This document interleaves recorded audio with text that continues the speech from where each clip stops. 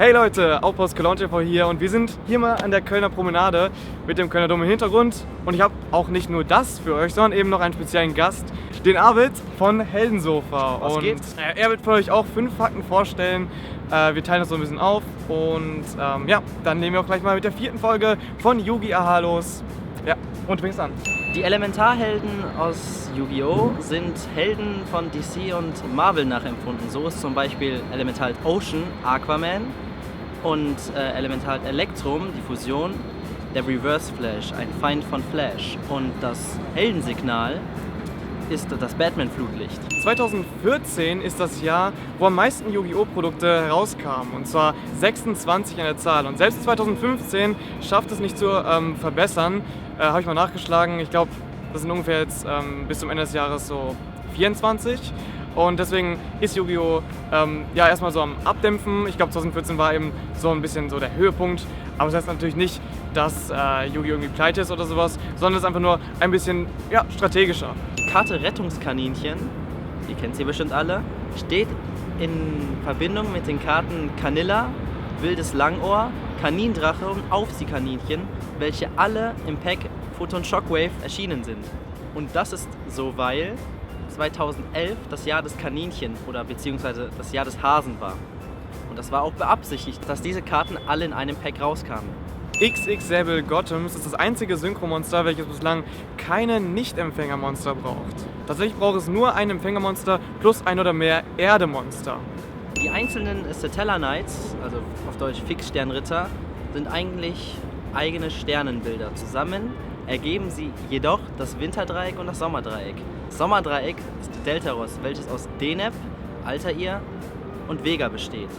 Und das Winterdreieck ist Trigger, welches aus Sirius, Procyon und Betelgeuse besteht. Dass die deutschen Monster einfach Süßigkeiten darstellen sollen, Marmelade oder sowas, wusstet ihr wahrscheinlich schon. Aber wusstet ihr auch, dass es eigentlich erfundene Spielzeuge darstellen? Alles entsteht in einem Traum oder in einem Bild eines jungen Mädchens und bewiesen wird das durch die Karte mit deutschen Knights. Denn da sieht man eben, dass es eigentlich alles nur Spielzeuge sind, die einfach so im Zimmer rumhocken und in der Fantasie eben von einem jungen Mädchen erstmal zum Leben erweckt werden.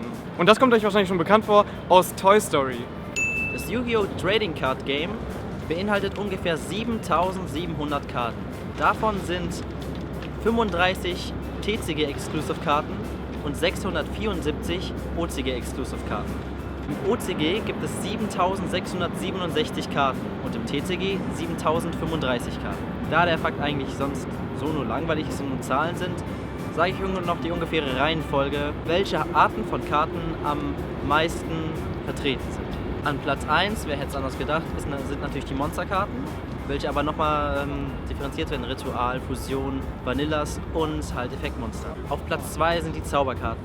Auf Platz 3 kommen die Fallenkarten. Und mittlerweile gibt es sogar mehr Exit-Karten als Synchros.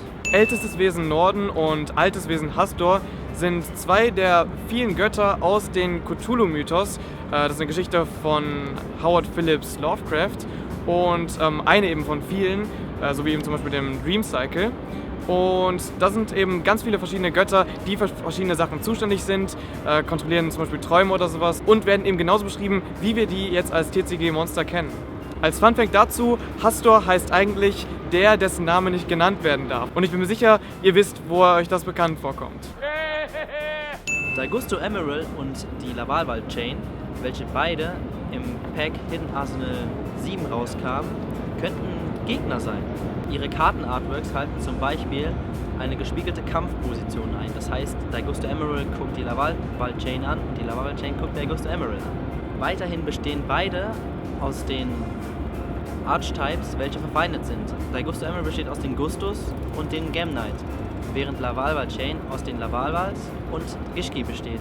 In der Dual-Terminal-Geschichte besteht nämlich eine Konkurrenz zwischen Lavalvals und Gemknights und Gustus und Gishkis.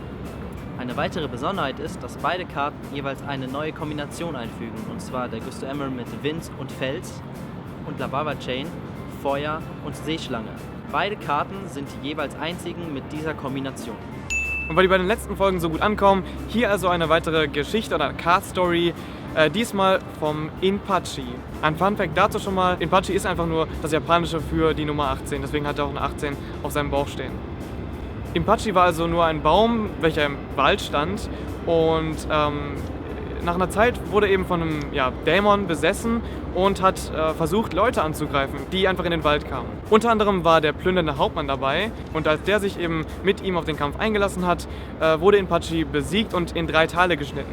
Dann erwacht seine brennende Seele und er versucht Rache an dem plündernden Hauptmann zu nehmen. Auf der Suche dieses Hauptmanns trifft er einen Kriminellen, und zwar den Kickmann. Impachi wurde fast besiegt, doch dann erwacht nochmal seine brennende Seele und der Kleinkriminelle hat sich zu früh gefreut und Impachi gewinnt dieses Duell. Schließlich findet er den plündernden Hauptmann und die beiden kämpfen. Mit seiner brennenden Form ist er noch stärker als zuvor, also beim ersten Treffen. Und es scheint so, als ob der plündernde Hauptmann verliert. Doch dann kommt glücklicherweise Gagagigo zur Hilfe. Die beiden, also plündernder Hauptmann und der Gagagigo, kämpfen jetzt zusammen gegen den Impachi und gewinnen letztendlich auch. Zurück bleibt ein ausgebrannter Golem und der Kampf ist sozusagen verloren.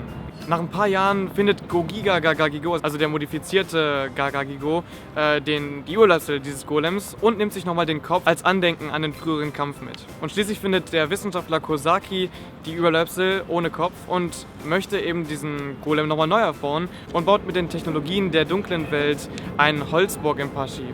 Und als dieser eben versucht, seinen letzten Gegner, den Kickmann, zu zerstören, geht es auch wieder nach hinten los und er verliert den Kampf. Und das war's dann auch mit dem Impachi. Der wird nicht mehr wiederbelebt. Traurige Geschichte, ich weiß, aber das ist eben die Geschichte hinter den Karten. So, das war's dann auch schon wieder mit der Folge von Yu-Gi Aha. Wenn euch das Video gefallen hat, lasst auf jeden Fall ein paar Däumchen da und konstruktive Kritik, falls ihr Verbesserungsvorschläge habt oder Wünsche. Genau. Und wenn es euch eben gefallen hat, sehen wir uns in der nächsten Folge am Freitag wieder zur 5. Folge von Yu-Gi Aha. Bis dann und checkt doch mal den Kanal von Heldensofa aus. Der Link ist in der Beschreibung. Also ist zwar kein Yugi-Kanal, aber er macht eben auch coole Sachen. Und jetzt nochmal eine kleine Ergänzung zum letzten Video, denn da hat Nosuf kommentiert, dass er eben dabei war, als das 2222 Kartendeck gebaut wurde und er hat eben hinzugefügt, dass das Extra-Deck auch 222 Karten enthalten hat und gleichzeitig eben mit der Limitierung des Main-Decks auch die Limitierung des Extra-Decks einherging. Außerdem hat das Deck 45 € für die Deckbox und 90 € für die Hüllen gekostet, was natürlich auf jeden Fall schon mal nicht übel ist. Und die Deckbox ist 1,5 Meter lang und steht immer noch bei ihm zu Hause. Also nicht schlecht auf jeden Fall. Danke nochmal an Nosso für den Kommentar, für den Zusatz. Und jetzt geht's weiter mit etwas ganz Besonderem. Ich probiere nämlich mal Outtakes in das Video reinzunehmen und wenn die euch gefallen, kommen die auf jeden Fall auch ins nächste Video. Also viel Spaß mit den Outtakes. Alles klar.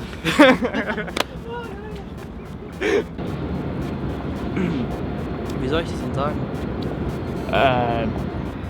Das Rettungskaninchen steht. Fuck. Aha. Kanindrache, wildes Langenohr, Kanilla und Aufziehkaninchen. Fuck jetzt. Boah, ich hab grad die Namen so krass hinbekommen, ja Mann. Aber wusstet ihr auch, dass es eigentlich Spielzeuge sind, die theoretisch gesehen alles aus... Na, warte.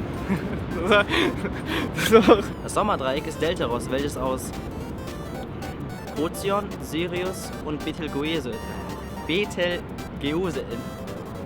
und Betel... Ich habe echt so ein Sprachmissgeburt hier. Sirius, Procyon und Betelgeuse besteht. Und das Winterdreieck ist Trivia, welches aus Sirius, Procyon, Alter, und Betelgeuse besteht. Was? Na, komm schon! Jetzt wird noch etwas.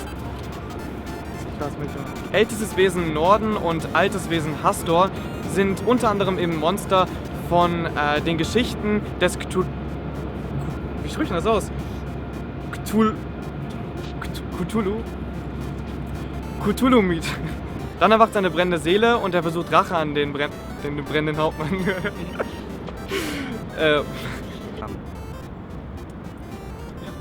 man so nehmen.